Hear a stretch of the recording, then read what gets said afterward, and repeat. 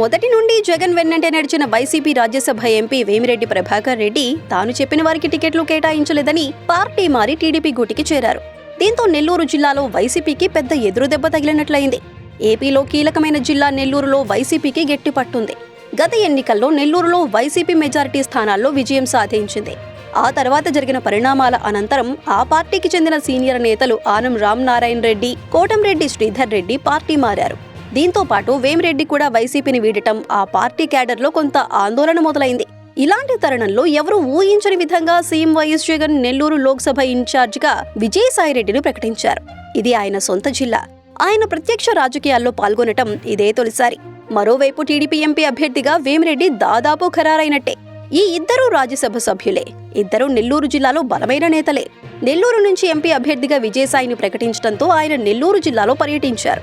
ఈ సందర్భంగా ఆయన మాట్లాడుతూ, పుట్టి పెరిగిన గడ్డపై పోటీ చేసి గెలిచి ప్రజలకు సేవ చేస్తానని, వేమిరెడ్డి నాకు మంచి మిత్రుడని, రాజకీయం వేరు స్నేహం వేరు అని అన్నారు. మరోవైపు జిల్లాపై తనకు సంపూర్ణ అవగాహన ఉందన్న విజయసాయిరెడ్డి పార్టీకి ప్రజలకు నిరంతరం అందుబాటులో ఉంటానంటూ వ్యాఖ్యానించారు.